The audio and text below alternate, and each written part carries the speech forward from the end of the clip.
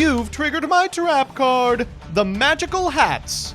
In this series, myself and 3 of the top Yu-Gi-Oh! Streamers will give their unfiltered, uncensored, and uninformed takes on some of Yu-Gi-Oh!'s most pressing issues.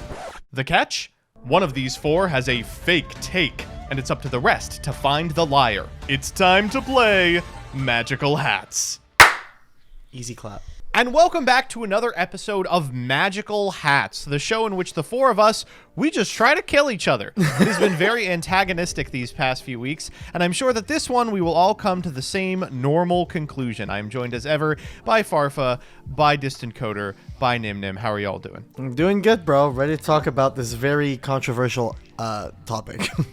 I'm all right. Thanks for asking, Joseph. I noticed the strat pointed out by the comment section, and that whenever Gage is normal, he's the imposter. that seems to be the strat. I will say, there was a comment 2 weeks ago that said, this series would not work without Gage, and this is going to be put to the test right now. So today we are talking about Best of 1. If you're unfamiliar, most competitive Yu-Gi-Oh! In America is played in a Best of 3 format. After Game 1, both players are allowed to sideboard cards from a list of 15, and then the loser decides if they're going first or second. But in some locations, including many OCG tournaments, and importantly in Master Duel, you only play one game. Now this means that there's no sideboarding, no ability to swap out cards, you won't have a deck specifically geared to your opponent's strategy, and you'll never be able to choose if you're going first or second. Today we are asking, is that or can that ever be a competitive format? Kevin, you want to go first? Yeah. So, in my opinion, Best of 1 is... regardless of any other circumstance, I feel like when you are playing a TCG, when you're playing a card game, Best of 1 can quite literally never be competitive, due to the simple nature that there's too many, like, sacky one-of cards or auto-win cards like Maxi and stuff like that just make it that if it's a Best of 1, you don't even have a chance to sideboard in any cards. So in Best of 1, I feel like it's entirely RNG luck-based, regardless of circumstance. Oh, that's the takes that we've come to expect. What do you got, Farfa? Well, first of all, I think it comes down to what we're defining as competitive. In the context of general ranked grinding, I think in that context, absolutely yes. Master Duel, even in Best of 1, is very competitive. The absolute peaks of the game, maybe not. I think something to alleviate that would be like, Conquest mode or whatever the formatting was in like Duel Links. Sticking with the general player base, I think it absolutely can. And there is and will be a lot of variance. I understand that, of course, because it's Best of 1. But fundamentally, competitive in the context for the average player, yes, people who get Diamond 1 do so consistently because they're good. Is Yu-Gi-Oh! Competitive in a Best of 1 setting? I think, yeah, in the context for the most numerous amount of Yu-Gi-Oh! Players, the average player, yes, I think Master Duel can be competitive. Okay, I guess I'll go next. Coder and I have butted heads on this a little bit on stream, so, this is a little cheating. But as you all know, my position on this is, yeah, I think that Best of 1 is a viable competitive format. It tests a significant amount of skills that are not tested in Best of 3. Building your deck as you would in Best of 3 is going to make a Best of 1 game seem sacky, uninteractive, and unfun, but there are ways to build around it and play differently that will reap unbelievable rewards. The fact that there's an entire portion of the game in the OCG where a significant amount of tournaments are held in Best of 1 and are considered competitive, I think goes to show that the format has the capacity to be a lot deeper than just die roll turbo. I think that a lot of the things that Kevin said that sideboarding fixes isn't even necessarily true. Like, if you think back to like the NAWCQ format from this year, sideboarding wasn't necessarily a good thing. Frequently, you'd play an interesting Game 1, and then in Game 2, you could board into like Dimensional Barrier if you were going first, and like Super Polymerization if you were going second, and then just play 2 non-games after the singleton pre-boarded skill-based one. I actually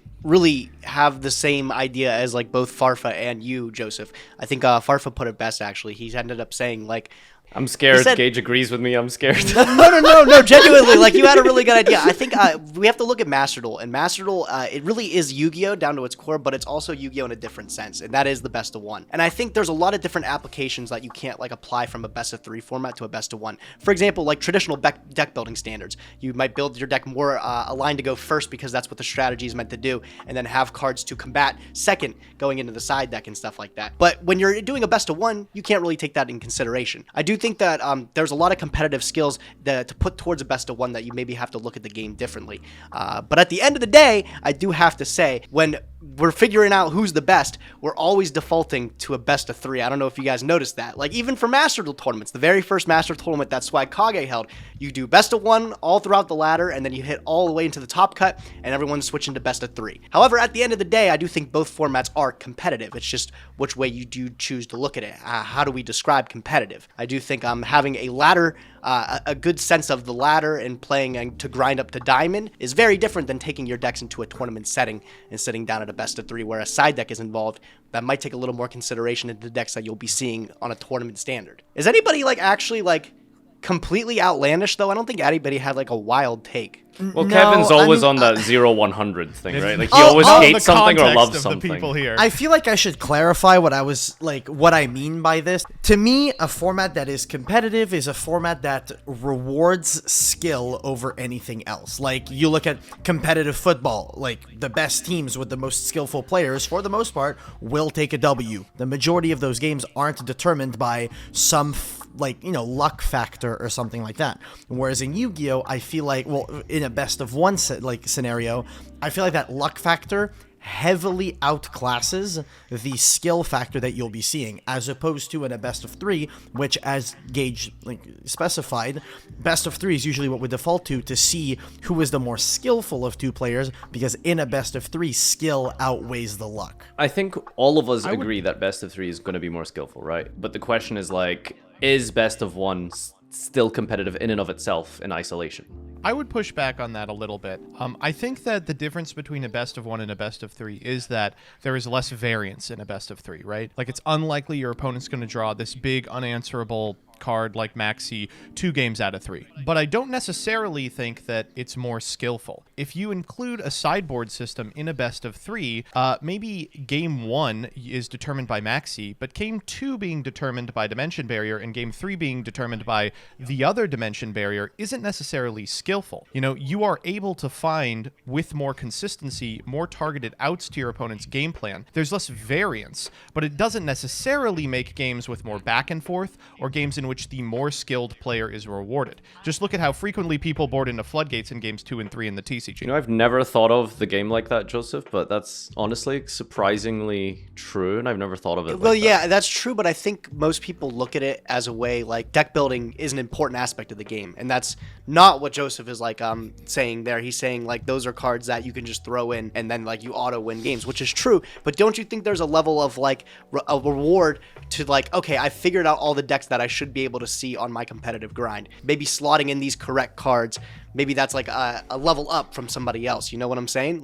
There's some side deck cards even last weekend, bro, that people were saying, somebody told me about Magic Deflector against Kashtira, and I wouldn't have thought of that right away. And I thought about it, and it beats everything. So he had that crazy cool meta call, and I think somebody that shows up to a tournament with that idea should be rewarded on some level. You know what I'm saying? Didn't play 2016 Monarchs, Gage. You know, look at all these tournaments that people are playing that are just best of 1, like on Master Duel and stuff like that. You do not see the same names consistently topping every event because there's too much, like you say, variance.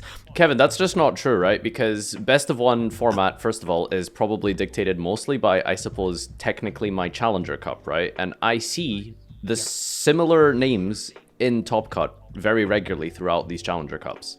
We've only had, 3 weeks of the MCS, and, the attendance to that is not always the same people because they have to have huge APM to sign up. But even then, accounting for the bubble, you can expect a group of the same 30 or 40 people to be the people in contention every week. You can't account for the bubble, and I think there's been one repeat topper in the 3 tournaments you've run? There was one repeat topper from week 1 to 2. I haven't looked at week 3. There's numerous repeat toppers in the Challenger Cup. He's really harping on this one thing that there's already like actual proof against it. So why are you defending it so hard? With regards to the same people topping the YCSs, that's also like a very modern thing.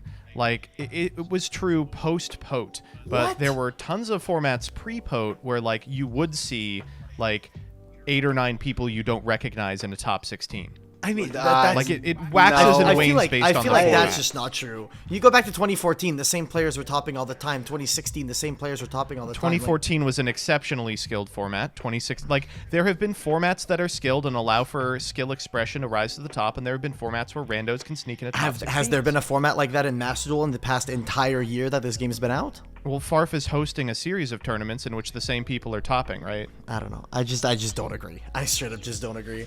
Who do you think is the imposter, Gage?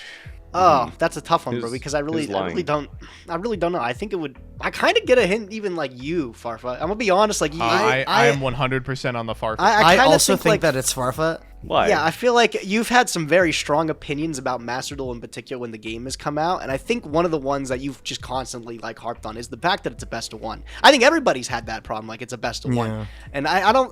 Well, that's not one that I've particularly heard you let up about. So it feels weird for you to like do a 180 at this point. Yeah, I also felt that when he started talking. Well, okay, about, that might be true, but to defend Farfa just a little bit, he is a Konami employee hosting a best of one tournament. He has to say.